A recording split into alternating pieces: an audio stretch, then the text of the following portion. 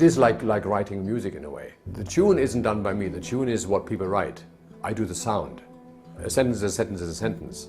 And a tune is a tune is a tune, but whether you play the tune on the banjo or the piano, or whether you sing it, or whether a girl sings it or a man sings it, makes it sound different. And that's what I do. I add the sound. I don't change it. An A is an A and a B is a B. I can't go too far away from it.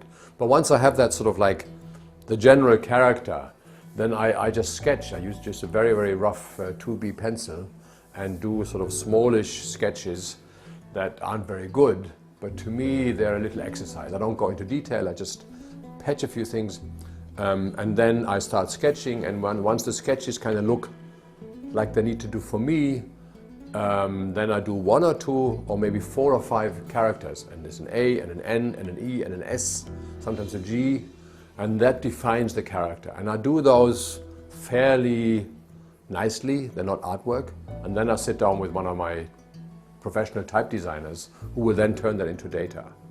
And I have a second method which is even more realistic. If I find something that I really like, that I think would work for the client, but it's already used by somebody else, or it's too old, or I can't afford to buy it, or whatever, or it would be a rip-off, then I look at that for a long time. I look through the books and I draw it and I sketch over it, and then I put it away, and then the next day I sit down and draw it from memory.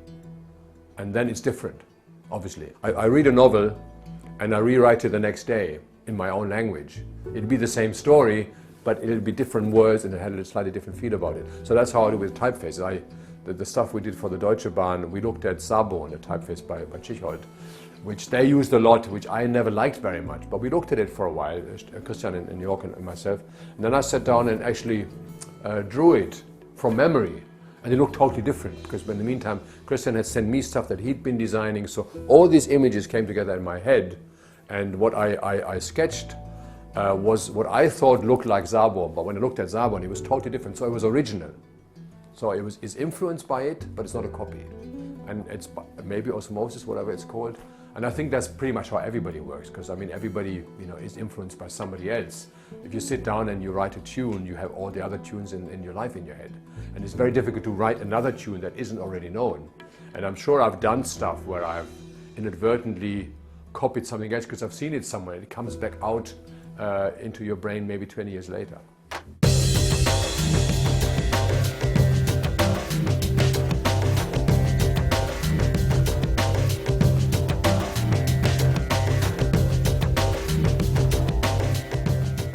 I like to take things apart and put them together, and I like to know how things work, whatever it is, whether it's a camera or a piece of printing or whatever.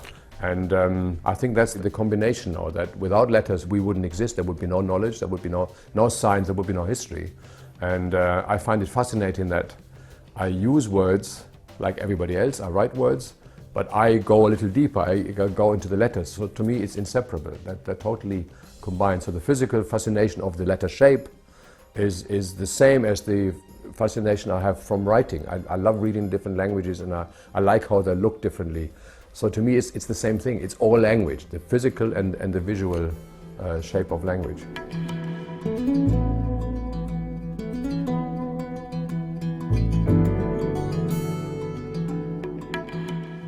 People are reading way more than we ever did, because on the internet what people do is read. You look at images, you look at videos, but most of the time you read. Even if it's 140 letters in Twitter or short emails, we read way more than we ever did. And what's happening is what's always happened. We develop in separate languages. There was always a language of science, which used to be Latin.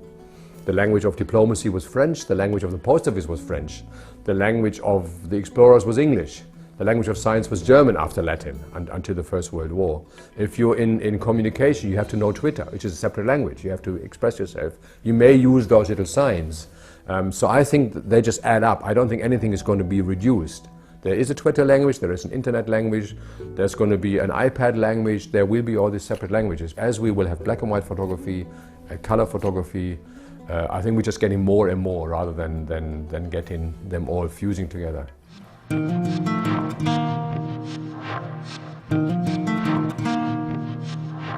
My life's work isn't what I've done, but it's the people that I've influenced. I find much more satisfaction. I think that's what I got the prize for.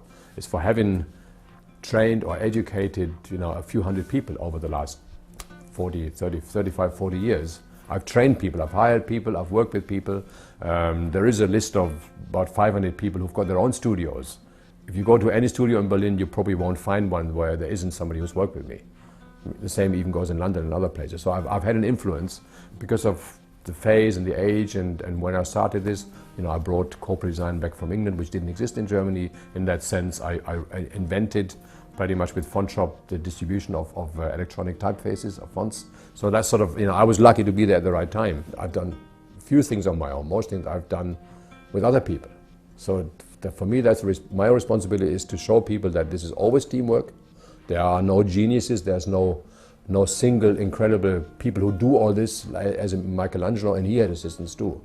That this work is by definition a work in teams, a cooperative, and that it's important that now and again we can do things that will change the place we live in. So in my exhibition I will feature the work that we did for the BVG here in Berlin, the transit people, because that has a profound influence on the city that I live in. And it's design work. But we were very lucky that we had unification of Berlin. I had a client that understood this, and that won't happen again. That happened 20 years ago. We were able to change the look of Berlin, and the same goes for the work I did for Deutsche Bahn, for the railways, that you are lucky to be at a certain place in a certain time, and you can have a major influence on the visual culture of your country.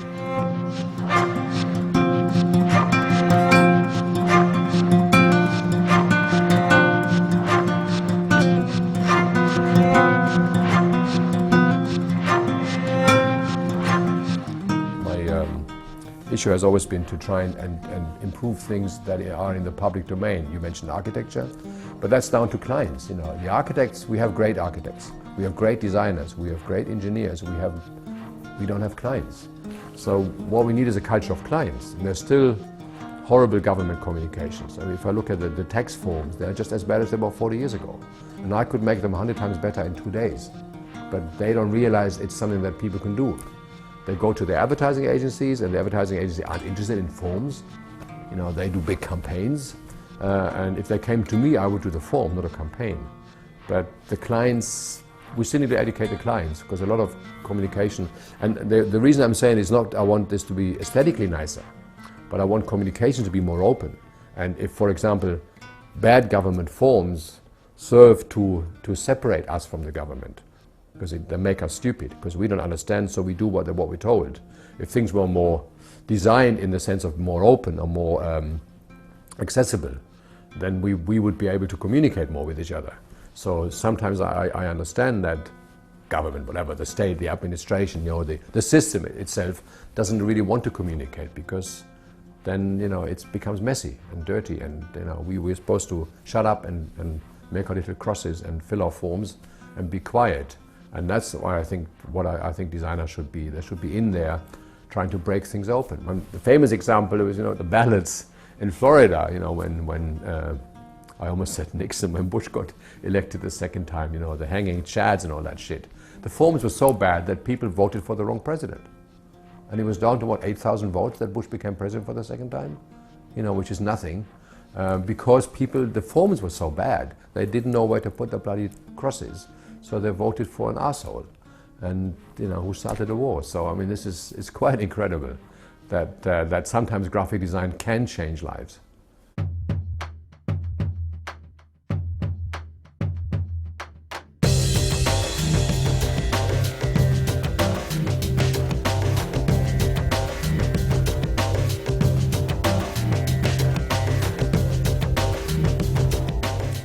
We're very sophisticated. I mean, the Western society, certainly Germany,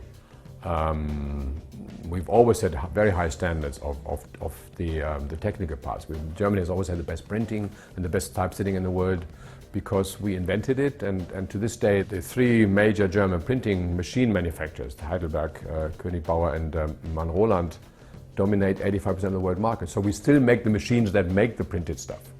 And we make the cameras, a lot of them, and we make the optics. So we have this tradition of supplying the tools to make visual culture, as it were. And that shows. All our work technically has always been on a high level, maybe not conceptually. Conceptually, we've always looked to New York or London or even the Netherlands or whatever. and sometimes Italy. But now I see that once we've got the technical issues down, that people are becoming so eclectic that I can hardly tell the difference anymore between something that happens in Berlin or New York or London or Australia, because the designers are so in tune with each other. They travel, half the people in our studio are from somewhere else. And wherever I go, we speak, well, of course now we speak English, but we also speak the same visual language. Doesn't mean we do the same stuff, but I don't really see different types of standards anymore. Now the difference are more in the dialect, that people speak different dialects, visual dialects, and it's fascinating.